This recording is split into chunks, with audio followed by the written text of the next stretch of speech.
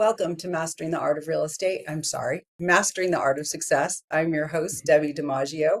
We are here today with Gary Wilson. He is coming to us from Pennsylvania.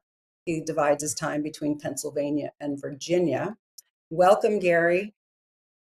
Thank you. Thank you very much. I'm actually it's the first show I'm doing for my brand new creative space. I don't like to call it office, I call it creative space. So um yeah, I'm glad That's we great. pulled this together.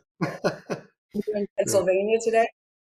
I am. I've been working all week long to get the my creative space ready. It's about 100%, but it's all wired and ready to rock and roll. I appreciate your Wow. patience. Oh, I'm excited that you're here. Gary and I met because I was a guest on his podcast and we became fast friends and we are very like-minded, real estate, coaching, etc. So I'm going to properly introduce you and we'll go through your slideshow and then we're going to find out how Gary's journey from the beginning to where we are today. So Gary Wilson is a transformational coach, motivational speaker, and former executive dedicated to helping individuals and teams unlock their full potential. With over 2 decades of experience in leadership development, performance coaching, and mindset transformation, Gary combines strategic insight with personal empowerment. His coaching philosophy centers on clarity, accountability, and consistent action, empowering clients to overcome self-limiting beliefs and achieve meaningful success. Whether addressing corporate audiences or mentoring emerging leaders, Gary's engaging approach and authentic storytelling inspire lasting growth and results.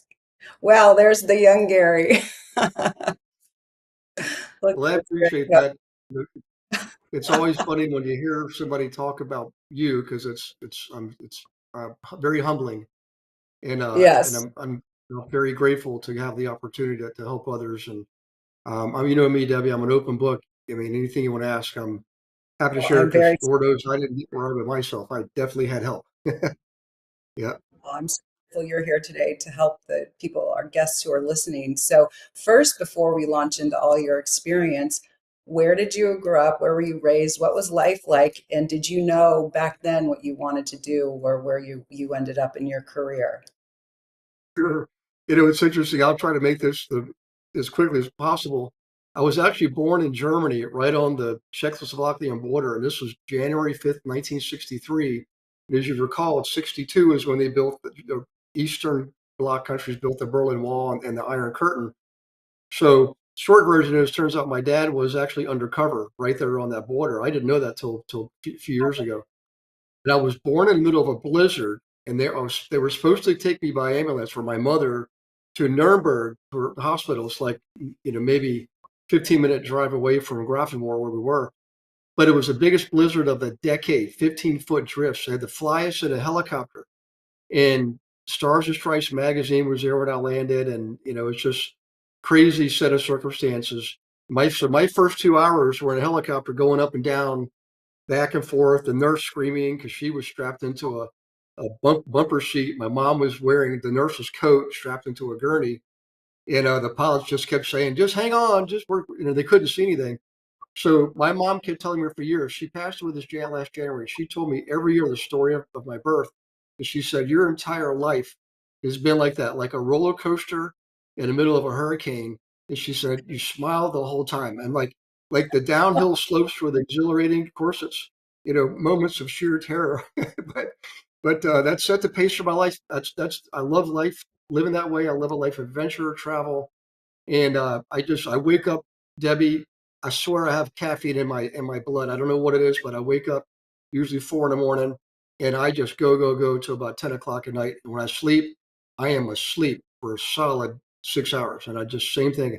It's just the way my life's been. But and again, as far as real estate goes, I was Wow, that determined is, I was going to go ahead. I'm sorry. I just said, incredible beginning to your life. Yeah, yeah. But as far as real estate goes, I was always fascinated with houses ever since I could, do math. And I started drawing house plans. One of my best friends, Kevin McKinney, his dad was an architect, and they lived this amazing cantilevered home where you had to walk over a bridge to get to the home, and it was looking over a lake, and it was 360 degrees glass. It was a square home, but all glass all the way around. And I'm like, I'm going to be an architect. And this was when the Brady Bunch was out, when, the dad was an architect. So I started drawing house plans based on the frontal view. That's all I knew. Well, my mom saw me doing this for fun. And turns out my grandfather taught architecture at university, like, 60 years before. So for Christmas that year, my mom got me a complete drawing kit with everything, the drawing board, the T-square, the compass and everything. And my grandfather taught me all the steps of, the scaling, the symbols, everything related to floor plans. And I still draw floor plans today. I've designed 2 of my own homes. Um, I didn't get into architecture as a profession. I did get into investing. And that was another story. Started off with my freshman year in college, you know. So that started. Mm. So yes, wow, that's incredible. But I'm sure in real estate you used those design skills Yeah, throughout your career. So when did you pivot into investing? Where were you in college? And yeah, where did you attend and how did you get into investing in your freshman year? sure. Just another great story. So I was going to go to Virginia Tech for School of Architecture, but where we live was so far out in the woods, nobody ever really went to college. So I don't think the high school counselor knew what to do with me.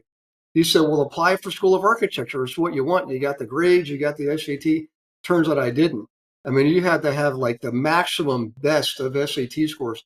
So Virginia Tech called me in an interview and they said, we really like you, but why didn't your counselor tell you to apply to general studies just to get in? And then you take a few classes in transfer and architecture. And I said, this is first I've heard of this.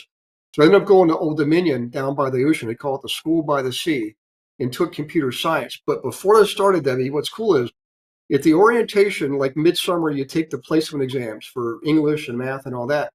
And there I met my one of my best friends in life now, Socrates. And he and I were palling around together. We went back to the student center. Turns out our parents were sitting there talking to each other. And we were like, we got to be roommates, man. So we called the housing people at this campus and they let us be roommates. And that his dad was a big investor in Richmond, Virginia. And when we graduated college, we were going to go rent like most people do. And he said, no, you're not. You're going to buy a house and I'm going to help you. He didn't mean give us money. He never gave us a dime, but he showed us how to structure a deal for a 4-bedroom, 2-bathroom rancher in Virginia Beach, 5 minutes from the ocean. And that was, I thought, and holy cow, this is really easy. I'm going to invest. And I'll tell you more about that later, but that's how that whole thing started.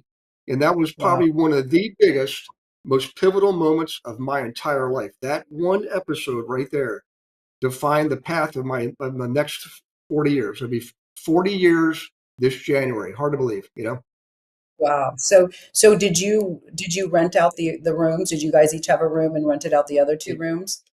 We did. If you remember, interest rates were still pretty high back then. So what we did is we assumed the owner's first mortgage. He was an active duty Navy, in the Navy. We assumed his first VA mortgage.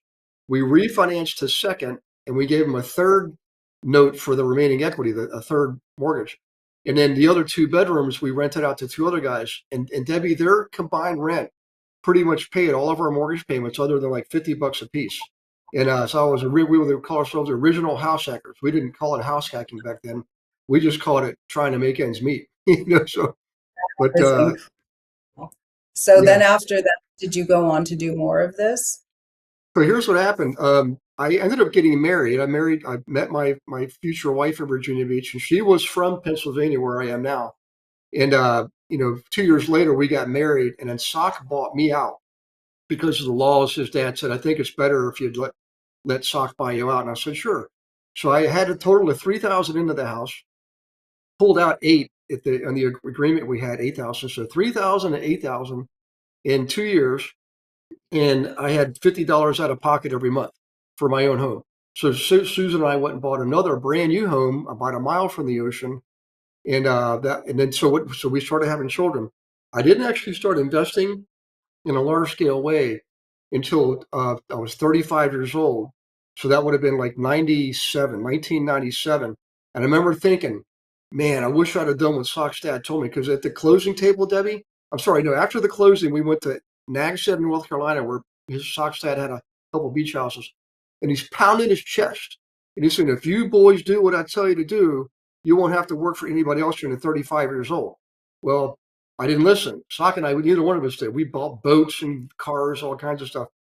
any case, 35 years old, I'm in the corporate world, hating it. I was not born to be sitting behind a desk. So I decided I've got to do something about it. And I thought, I'm going to do what Mr. DeMett taught me. And I started investing at 35 years old. When I was 40 years old, I had 70 some odd units. And I walked out one day, I told my boss, I said, I don't have to work here anymore. And he was actually happy for me. They knew I was buying properties. They thought I had like 13 units. They had no idea I Wow. had 72. So And, let's break it for our yep. audience. So how did you buy that? You had bought the one with your friend Socrates, and then when you were 35, you decided to start investing again. How did you Yep. buy that first, second property? Give So us an really outline. what I did was I'm pretty good with math and logic. So I just laid everything out. I said, you know what? I had about 50,000 in cash that I'd saved up. I had my 401k, which was separate, had all that going. I was getting promoted, 5 weeks vacation, had the whole thing. But when I was looking at the properties, I thought, I know I can do owner financing and this, and at the time, assumable mortgage had gone from non-qualifying, which means you could just sign a piece of paper, to qualifying, where you had to actually get approved like you would for your own first mortgage. So I thought, you know what? I got great credit. I'm going to go ahead and use the bank money because it was cheaper, and I had great credit, and I had 50,000 bucks. So it allowed me to buy 3 properties, putting 20% down. So I got 2 fourplexes and a triplex, like in the first month of making this And big what commitment. did those cost, those properties? These were two. I'm sorry, what was that? What was the price of those homes, those Oh units, my those? gosh. Oh, 100,000 for the 1 fourplex, 80,000 for the other fourplex, and the Wow. triplex was that was cheap. That was like 40,000 or something. I mean, it took a lot of work. But So you bought what I, three off the start with your 50 and leveraged it with the bank. That's is incredible. so I had instant equity. I had cash flow. The banks loved me because, of course, the properties were standing on their own. And what I did, Debbie, is I went out and bought. So then my cash was exhausted. So what I did then is I took out a home equity loan on my home, got 25,000 there. And then I took out a personal line of credit, which is not secured. I got 25,000 there, so I had another 50, right? Then I went out and bought several more properties. And that next year, using secondary credit for down payments, I bought 7 more properties. I had a total of 10 properties in 30 units by the end of the first year. And I was cash flowing. I literally could have left the bank at that point. I could have retired right then. The cash flow, my net for the properties was matching my net from my job. But I didn't want to do that because it wasn't where I wanted it to be to have the lifestyle I wanted. So here's what I did, and this is a game of discipline. I want to really encourage everybody to really listen to this. When you have success investing, it's going to go to your head. I can promise you. You're going to think you're a genius and you're king of the world, and you're going to start being too aggressive. That's what I did. Don't be like me. Be better than me. So I decided what to do was I'm going to take the next year off from investing.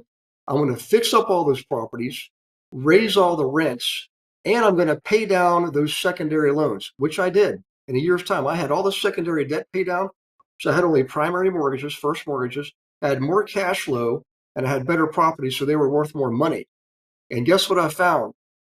I found a private lender he was a commercial lender because I was going to get a commercial loan for my next big property. And he looked at what I had and he said, "Look, I tell you what, I also do private lending." I said, "Tell me more." And he gave me an 11% mortgage. It wasn't hard money, it was just private money that encumbered the equity across all 10 properties. And it was like 100 something thousand dollars. That maybe it's 200,000. That allowed me to go get a 9 unit building and pay cash for it with that. Wow. Remember, it was not secure. It wasn't. He drew up liens, but he didn't record them.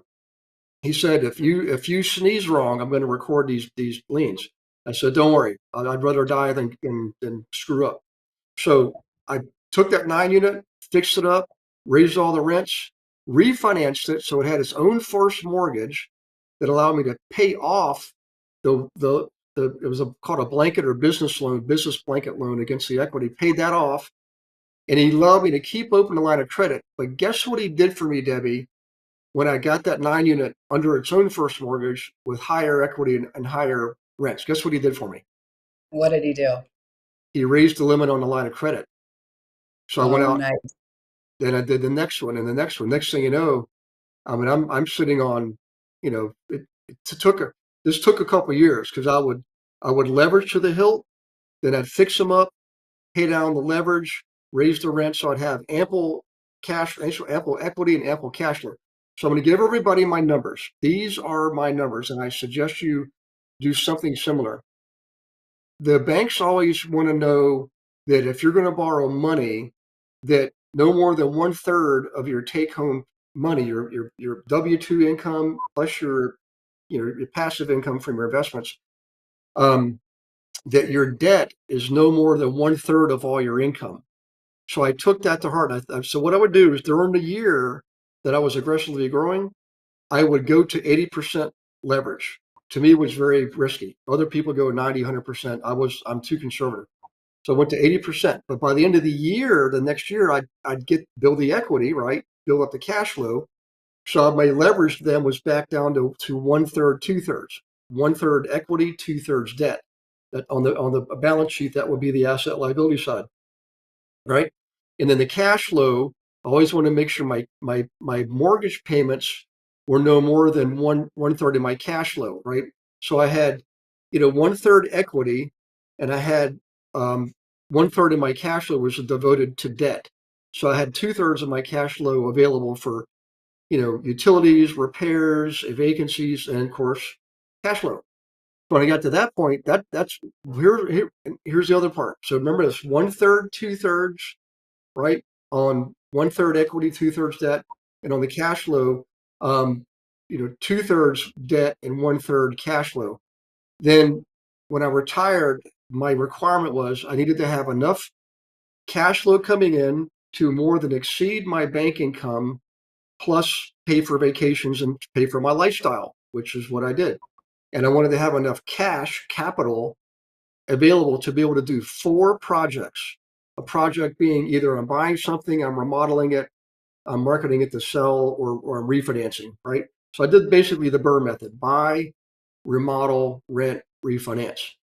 And that's literally what I did for the next several years until I bought a 90-unit building. And I'm like, I mean, how much more do I need? That was my thought. I remember thinking, how much more do I need? And because I was working off, missing my kids, I thought I'm going to stop right then. And unfortunately, I went through a divorce. As soon as I stopped, working so hard, my life was like, well, I don't know who you are anymore, and Oh, I'm going to take off. So it was okay. And that being a blessing. I mean, I'm living in the same town with her now. We're in the same zip code, and we share is our it children. 90? So that was a 90 unit building you bought was maybe not the last, but you bought the 90 units. So then so you have all this experience and a lot of connections, and then did you go into what was next? Did you go into selling real estate So here's what and happened. Yeah, about the time I was leaving the bank, I left the bank in August of 2003. In January 2002, I got my real estate license because I wasn't able to find agents who were really able to help me. Wonderful people, but they're brokerages, Caldwell Bank or Remax, the big box companies were not teaching their agents on the residential side how to work with investors. And I realized that because I would ask them questions. They would say, "Oh yeah, I can help you. I know all about investing." None of them invested, and none of them really knew how to analyze and evaluate properties thoroughly and accurately. So I thought, I'm going to get my license. So I got my license. Well, about the same time, no, I'm sorry, it's maybe 6 months later, a local guru, one of the people that teach all this stuff, how to get rich in real estate, um, invited me to be on his radio show. He must have heard about me. Somebody told him about me, whatever the case was. He invited me in his Saturday morning business program. This was when radio was still big. And I said, I was flattered. I said, really, me? And he said, yeah, you're a freaking rock star. I said, well, my wife doesn't think so, but okay, I'll come do the radio show. So I did the radio show, showed up at 8 o'clock in the morning, wearing my hippie beads and, I had my surfer shirt and everything. And he called me Monday and he said, I need to work with you. You said, I sold more training programs on Saturday and Sunday than any other time in my business after your appearance. He said, because people kept saying, that guy seemed like a real guy, like a real person. He's not like a polished speaker. right. And I wasn't. I didn't know anything about speaking. And he said, would you come by and have lunch with the guys every now and then? I said, absolutely, So I went in on a Saturday, had lunch, and everybody wanted to have lunch with me. So I went to this restaurant that could take 25 people. And they found out I had my license, and they're all like, can you be my realtor? Well, guess what I said? I said, no, I don't do that. And after about 100 times, my wife probably was right. She said, are you stupid? God's trying to tell you something. You've got another line of business you can create. And sure enough, the next class I went in, I said, look, I know you're all going to want me to do this, to help me be your realtor, and I really don't do that, but I will take two of you. I'll take two of you out. Well, every hand went up. Everybody wanted to be the two. And then it's when it hit me. I got a business model here. So I created it called Investor Agent. And I never spent a dime on marketing. They told their friends and neighbors and relatives, and it just grew and grew and grew. My first year. Is that how you began your team? You started your team like from Not the even beginning? then. I did 110 transactions my first year, all by With myself. So not with the other agents that you brought on. That was just you. No, those are realtors. I mean, I'm sorry, those were investors. Those weren't agents. Those were investors. I was Oh, okay. teaching them. So my You were deal was with the investors. when you started selling, and were you selling homes and Yeah. units or both? So here's All what right. happened. Wait, I we got to told. go to commercial break. We'll be right back with Gary Wilson to finish Okay. this story and hear more. Did you know that your beliefs create your entire reality, but it's the subconscious beliefs that do most of the creating? Belief shifter and life coach Shiraz can help you identify those limiting beliefs and eliminate them, often in a single session. Like it was almost instant, like I had relief right away. Creating better health, relationships, careers, and finances. Let Shiraz help you step out of safety and into awareness. Definitely something's happening. It's like a flow inside. It feels good. Whether in person or online, Shiraz provides personal coaching, belief shifting. Visit Shiraz at energeticmagic.com or call 416-529-7429. Energetic Magic. Find your greater happiness. Be well. Be aware. Be magical.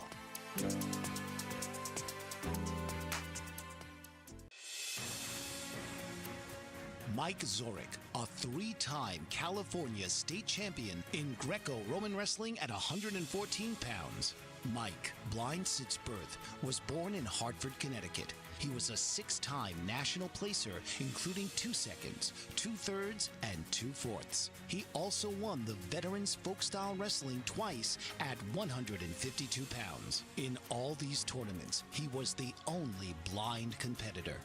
Nancy Zorek, a creative spirit whose talents have taken her to the stage and into galleries and exhibitions in several states. Her father, a commercial artist who shared his instruments with his daughter and helped her fine-tune her natural abilities, influenced her decision to follow in his footsteps. Ms. Zorek has enjoyed a fruitful career doing what she loves. Listen Saturday mornings at 12 Eastern for the Nancy and Mike Show for heartwarming stories and interesting talk.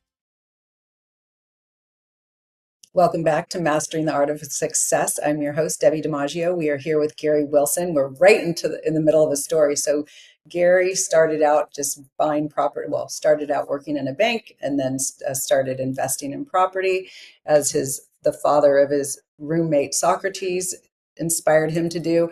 And then now he was on a radio show and then they decided that he needed to be in real estate. So and everyone wanted to be your client. So they raised their hand. They said, I want to invest with Gary Wilson. And so you went on to sell many houses, but tell us the rest of that story. So what I did is I required them to go through the training that this other guy was offering because I had taken it. So I understood what he was saying. And he was spot on. He was a really good investor. And I said that I'm going to work with them if they follow all the procedures properly for investing. And I require 3% of any transaction, any sale, whether the seller paid me or not. The buyer would have to pay if the seller didn't. That was my requirement. I was back in hindsight, I should have charged a lot more. But in any case, I did 110 transactions that first year, Debbi, and I had no help, no assistance. It was just me and my truck and my computer, and we just crushed it. I was written up in articles, put on the stage, all that. I had no clue. I was like Forrest Gump, like, what, really? What? So I laugh about it now, but it's exactly what happened. So here's what I realized. At the brokerage I was at, there was 30 agents, like maybe I was 30 or 31. He actually told me at the end of my anniversary year there, when he said, I need a picture to put in this paper in a magazine because you broke all the records. He said, you outperformed all the other agents at the office combined. I'm like, are you kidding me? And he said, no. And it's just my work ethic. I'm just a freaking workhorse.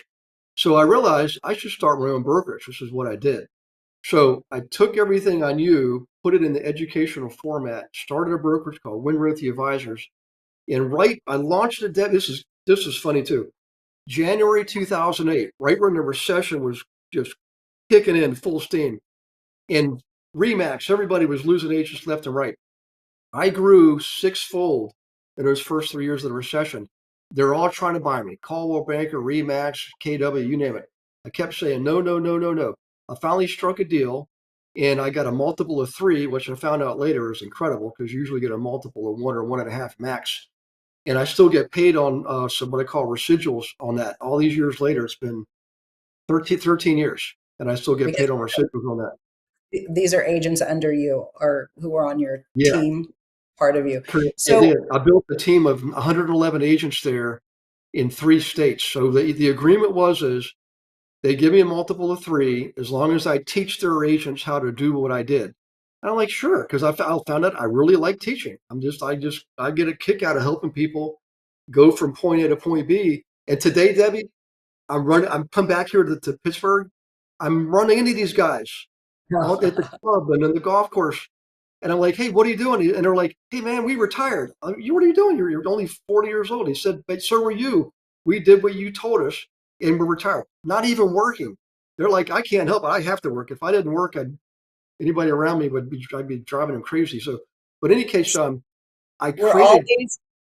so I always try to make sure people understand where it came from. So it appears from your story, what I'm hearing is, well, you had a niche, so you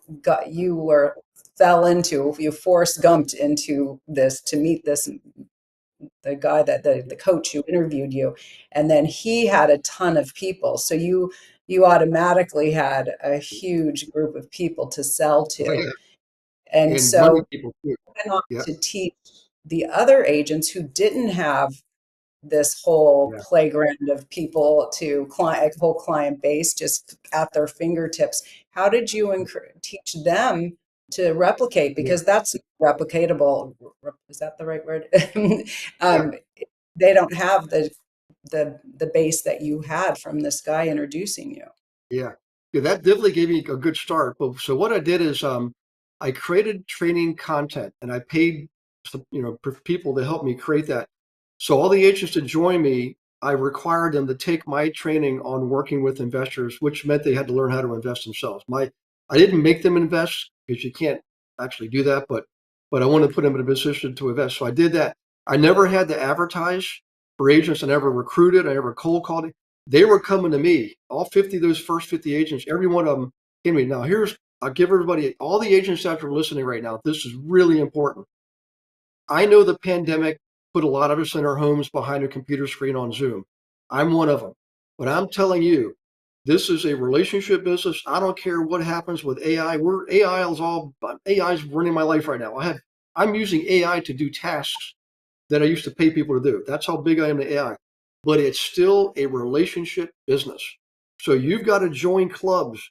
You've got to go out there and associate and be with people. So go to a local investor club and join it. In fact, join a couple of clubs. Get to know the contractors, the inspectors, the attorneys, the lenders, the appraisers. Get to know all these people that are going to be your partners in business, and they will bring you business. When they know you know what you're doing, those lenders are going to knock on your door every darn day to bring you new clients because they know you know what you're doing. You'll also be able to invest yourself, and more importantly, you will absolutely meet the investors. Now, I'm going to tell you this, and a lot of you probably are going to keep doing what you're doing, but you want to find the investors who are successful in doing things the right way. You don't want to find people that are trying to cut corners and be cheap. because you're going to get cheap results and they won't last. They're going to flush out, guaranteed. But the people that buy the right properties, the right way, put in the right tenants, are not only going to survive, they're going to thrive. And you'll have clients doing 10, 20, 30, 40 deals with you in a period of years. Do those few things and you can replicate my success. So what happened, Debbie's, I sold my brokers because I didn't want to be in Pittsburgh anymore. I was going through a divorce. And the agreement was I would train all these people. And I ran all over the US and Canada for about 8 years, training literally a different city, different state, almost every day. It was insane. But I tell you what, I did really well. And I got to see all of North America. And I perfected the art of teaching people. So the way I teach is I don't just lecture and give them a manual and pat them on the back. I actually get intimately, personally involved with them. It's called guided training. So when I'm on Zoom, I tell them, share your screen and let's go into your CRM. I'm going to look at your records.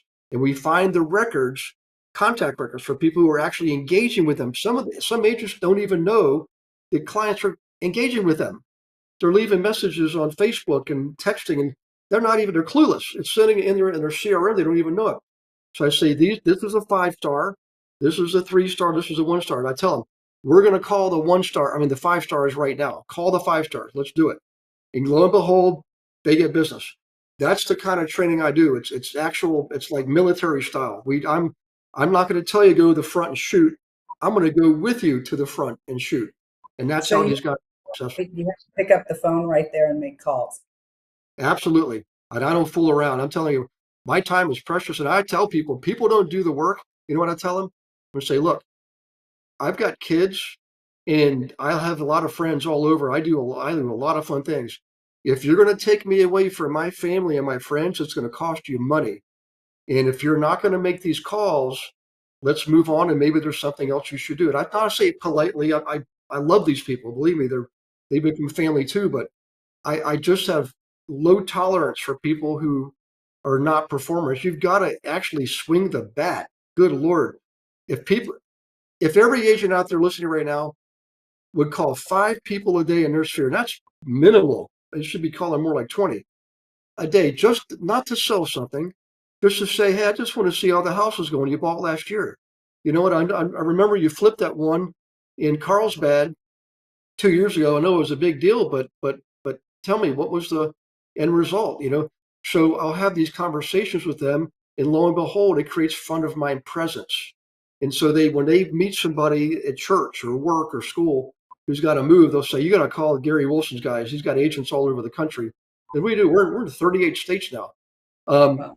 They know we know what we're doing. And here's the killer part. We don't ever compete for listings, even owner-occupant listings. You know why? Because I tell the agents, make sure they know you know how to invest and work with investors. Because smart people understand money. The reason they have money is because they're smart with money. When they know you know what to do with real estate, you're going to get the listing because you're making money in the business where other agents are just commission breath. They just need a transaction to survive.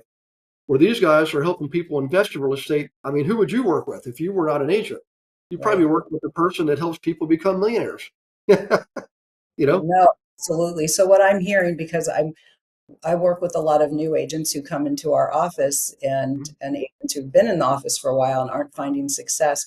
So what I'm trying to impose right now on one of our newer agents who's on our team, and she's great because there are a lot of people who don't follow through, a lot more than not follow. There's very few, the 80-20 rule, right? So I've been just drilling into her about just, you've got a mentor in me. Let's, take the time, but you have to make the time.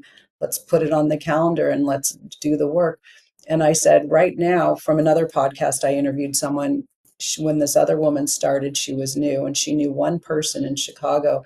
And what she led by was she can learn everything. She didn't have experience yet, but she can learn. And what you are doing in the way you're teaching and also giving them tasks to do, but they could be knowledgeable and learn and practice and know the inventory and know everything there is to know. They can impart that information and knowledge onto their client to gain them, thus gaining experience. So in the beginning, when you're not selling anything because you're new, just this is the time to really become knowledgeable about your craft. So I just want to highlight that because that's what I was hearing from you.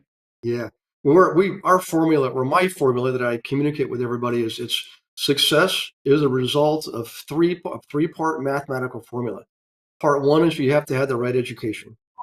Part two is you have to have the right information. And the cool thing about the right education, it shows you how to get and use the right information.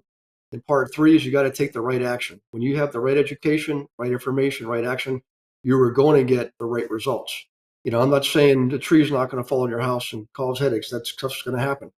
But the things you can control are what goes on between your ears and what you do with the 24 hours you're having a day. You're in 100% control of that. And it's up to you to decide if you're going to scoot along through life the way you're going. If you're happy, that's great. But if you know that there's more out there and you're wondering how to do it, I'm telling you, there's lots of ways to make money, but this is one of the most sure ways to do it. It's real estate. People need food, shelter, and clothing, and you're offering one of the three. Make a business out of it.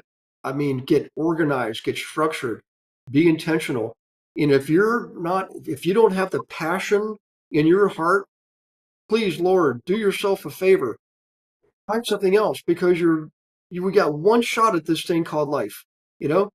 Why spend one moment doing something you don't like? I'm not trying to be mean here. Listen, for everybody listening, I'm trying to give you the most loving thing I can do in the world, which is the truth. You deserve to be happy. Okay. Now, I suggest you do it the right way. Work with someone like Debbi. Let her teach you. I know she's awesome because that's why we're together. I mean, we met. It was like instant karma. I mean, I call her my sister from another mister. I'm telling you, she knows what she's doing in East Bay and beyond. I mean, actually multiple places in California. That's right. You go down to Southern California too. California, people think you can't buy and sell out there. You sure can. It's all relative. I know it's more expensive, but everything else, you make more money. You pay more taxes. Everything's more, but because you live in paradise. So we call it the sunshine tax. So enjoy being in California if you're in California. And if you're elsewhere in the country, Debbi can still help you. I promise. I know she knows her marketing. I tell you. It works in Florida, works in New York. You need to work with someone like Debbi. If you want to work with me, I'm happy to do that. But start with Debbi, because most agents freak out when it comes to investors, and I don't want to force you to do that if you don't want to. Well, I wanted to ask this later because we want to get into your coaching and your keynote speaking, but because I have a few agents that I really want to work with and I really want to see them find success, and they want to do it, and they're doing their open houses and putting out door knockers, but give me something that I can go back to these two guys and say, here is a list. Okay, it's not my list, it's going to be Gary's list, so maybe they're tired of listening to me, but give me something that they should do in a day, in a week. Just give me some actionable items I can take back to them. Well, here's what I do with my folks. When they first come on board, I don't care if they're brand new or they're seasoned veterans. I don't even turn on any marketing for them. I don't even let them pay for any marketing until their database is fully loaded with their contacts, everything, name, address, phone number, serial number, everything. And they have automated campaigns going, like a monthly market update for every person, including their aunts, uncles, and cousins. When an agent tells me, I don't want to bother these people, they're my family, you're not bothering them. You're serving them. Think of it this way. You're coming from service and contribution.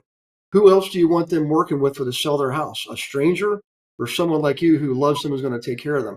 So change your mindset. If you find yourself saying, I don't want to bother my people, you got the wrong mindset.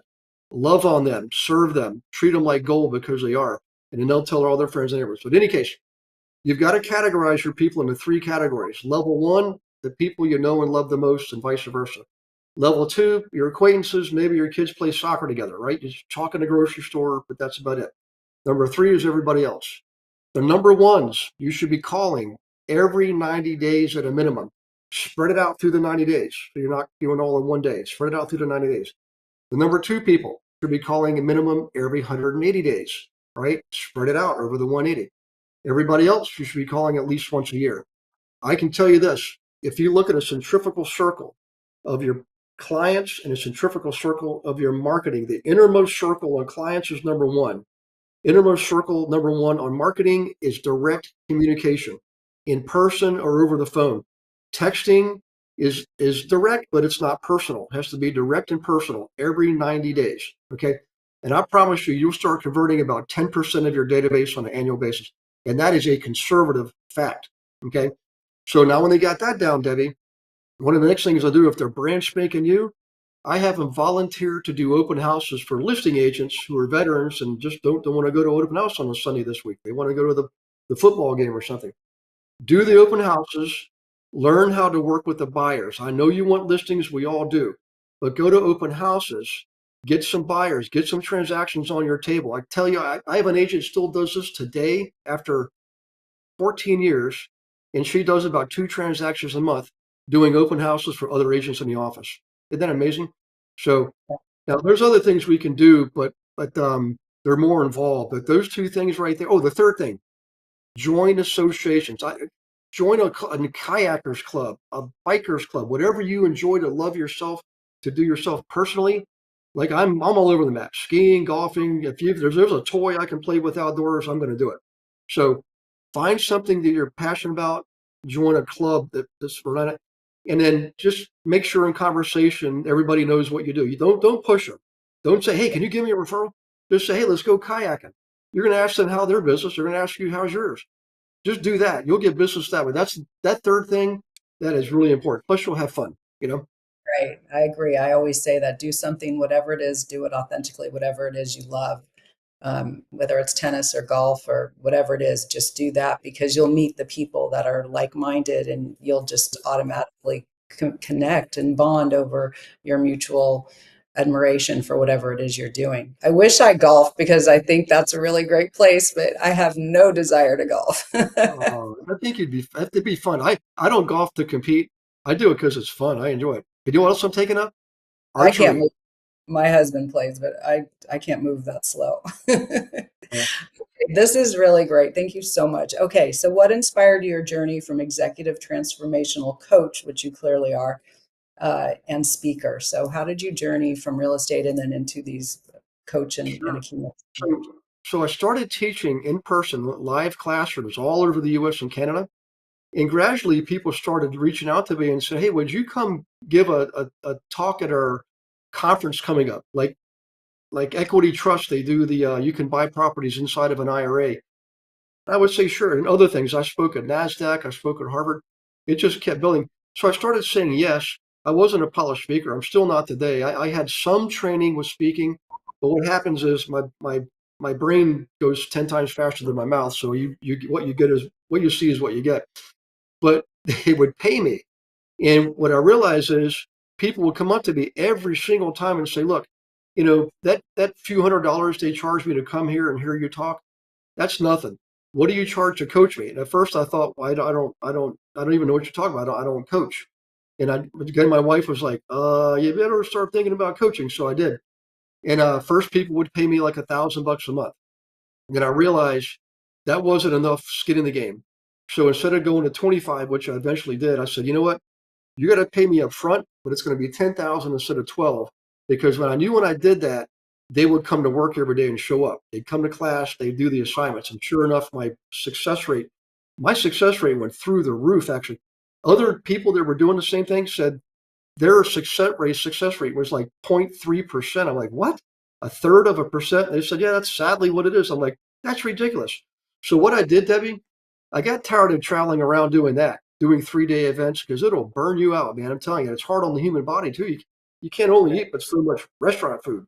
It was great staying in hotels, nice hotels. Never had to do laundry, never made my bed. It was great. But I wanted to be grounded again and travel on my own terms. So I Right. decided to do everything online, and I was teaching all the students online, and they would give me part of their commission. So here's where I made the big switch. I know this is going to freak people out. Um, I decided I'm no longer going to have people pay me up front because some people still they'd have hardships. Things get divorced, somebody would die, a baby's born, and you got to all kinds of things happen. And I thought, you know what? I'm going to have it be pay for performance. So I'm going to require 25% like a referral fee on their transactions. when they have a client buy or sell a property, which means I only get paid when they succeed. I know it sounds crazy, like why would you do that, Gary Wilson?